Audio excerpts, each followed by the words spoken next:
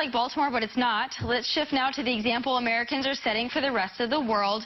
Last week, thousands of people took to the streets of Tel Aviv after the release of a video showing an officer beating a uniformed soldier of Ethiopian descent for no apparent reason. Now, this set off a march that began peacefully but turned violent by nightfall. Rocks were thrown and police cars overturned. Now, this video was the straw that broke the camel's back. Ethiopian Jews have been complaining of excess policing and racial targeting since they began immigrating in the mid-1980s. Now, are the protests legit? Is racism alive and well in Israel? Well, who better to ask than my Israeli expert, Philippe Assouline. Thanks, Philippe, always for being with me. Always a pleasure to be with you, Tomi. Philippe, is there racism against Ethiopian Jews? Get us on point with that. So, on the one hand, I'm not a member of that community, and I don't want to trivialize what they're going through, in particular with the police. On the other hand, I don't think that every inequality is synonymous with racism. There's definitely going to be cases of racism in Israel, but Israel is not a society like the United States today, where you have, let's say, one big dominant group. It's more like the United States in the late 1800s, early 1900s. You have a number of different communities competing, and for a number of reasons, the Ethiopians have not yet matched up with the rest, or with the average in terms of economics and jobs. But there has been tremendous success too. So if there is racism, at least in my experience and from what I can tell, it is not a pervasive thing in the country. There may be an exception for the police, but even there I'm not really sure. Now, they make about 2% of Israel's population. You mentioned Israel is very diverse, but they say it's the reason that they are being targeted, the reason there's such socioeconomic gaps is because they have a darker skin tone. They don't look like the typical white Israeli, the white Jewish person. Is there any element of that? I mean, you would know better than anyone. You've actually lived in Israel, been in Israel. Yes.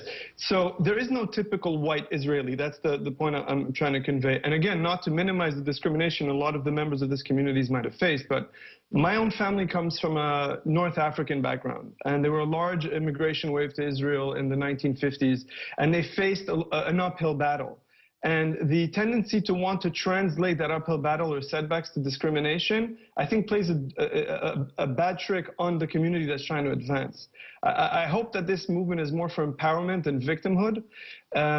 The Ethiopian community has not attained its full potential yet. I think that's normal. They've only been in Israel for a while, but they've had an uphill battle because of specific cultural reasons, religious traditions. They come from a world that is not necessarily the best equipped to deal with the Israeli economy being so focused on technology. There's a lot of different factors, and I would suspect racism is not a leading one. Again, possibly with the exception of the police. I don't know. But in my experience, I've never once, with the thousands of people I know in Israel, heard anti-black statements. It's not something that's common there. It's a very different history than from the United States.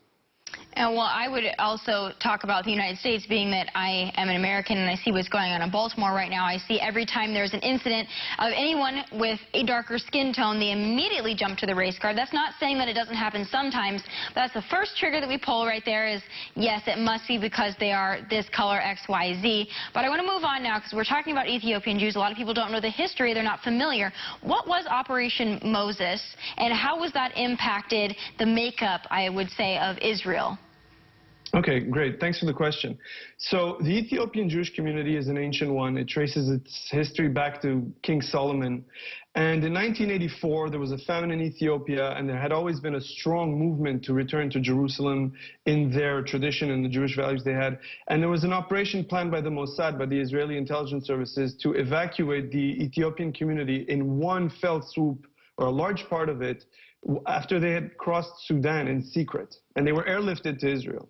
And that was only 1984. Another big part of the community was brought in 1991.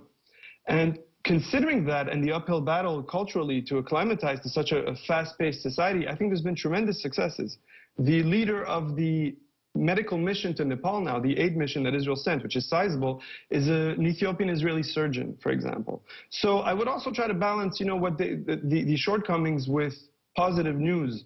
I don't think playing the race card, even though it might be valid sometimes, but I don't think raising that issue to the exclusion of all others is going to help anybody. It didn't help my community. I don't think so in any circumstance, in any nation in the world. I don't think throwing the race card at everything is advantageous for anyone's cause. Makes you feel like a victim. But let's move on now to some of the claims that they're making. They said that when they did immigrate to Israel, they were questioned on their Jewish credentials. Could you speak to that a little bit for me, Philippe? Yes, I think that was unfortunate, and a lot of unfortunate things have happened. I don't want to minimize the difficulties they've undergone. I'm just saying it's racism, I don't think, is the main cause. When they moved to Israel, the ultra-Orthodox community exerts a very strong influence in Israeli politics, even though they're a minority. And some were questioning the Judaism of these people who had been so long detached from the mainstream of Judaism. And to benefit from immediate immigration in the state of Israel, anybody can immigrate, but to benefit from immediate immigration, you need to prove you have at least one Jewish grandparent. So there was some question about, are these people really Jews, which I find unfortunate, but I think it was pretty quickly resolved. One ultra-Orthodox rabbi said, yes, they had to go through some formal process of merging with mainstream Orthodox Judaism, and that question, from what I understand, would put to rest. The consequences are that they felt ostracized.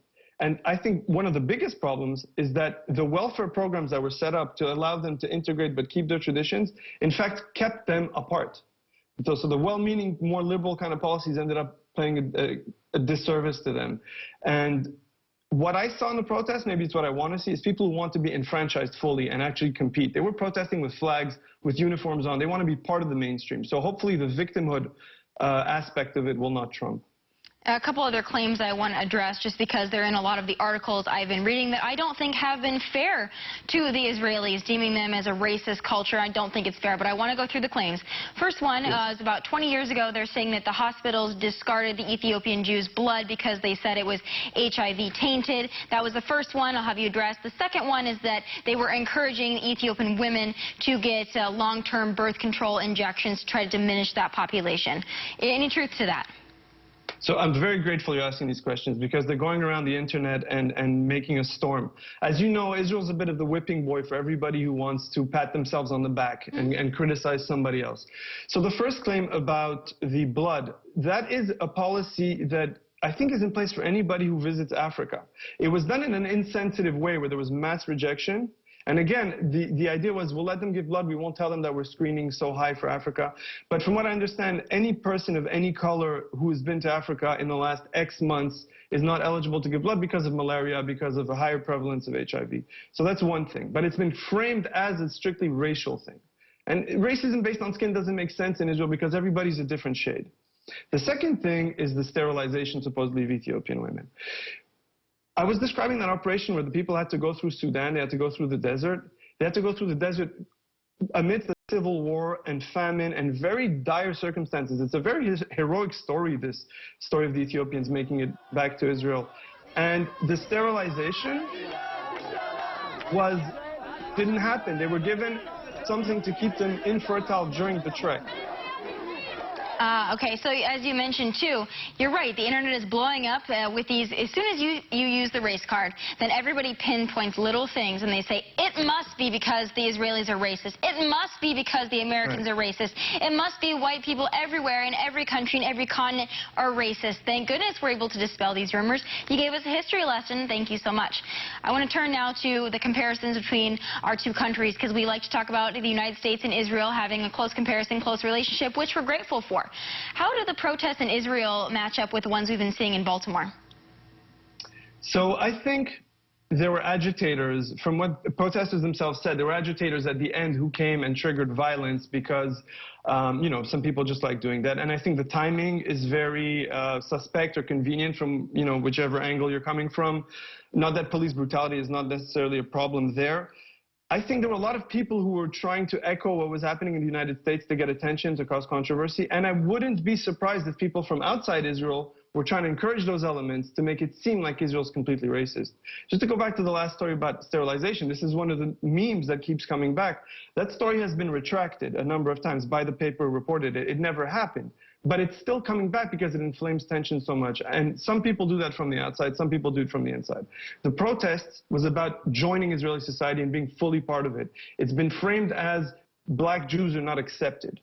And I don't think that is the case, even though there are, of course, cases of racism like in every society. and they were welcoming these essentially refugees into the country in the mid-'80s. That's what we have to remember, too, that from what I see from the outside is that Israel seems to be an incredibly accepting nation. You're right, they are the whipping boy for everybody. Give them a break. Israel, they're trying to do good things. My goodness, let's pay attention to what's going on. If there is police brutality, let's pay attention to that, but let's not get a new moniker, hands up, don't shoot, Black Lives Matter. Let's just pay attention to the facts. Thank you, Philippe, for coming on and dispelling those rumors. I don't think a lot of other networks are doing so. Thank you very much for giving me the opportunity. Absolutely. You're right. Anytime, Philippe.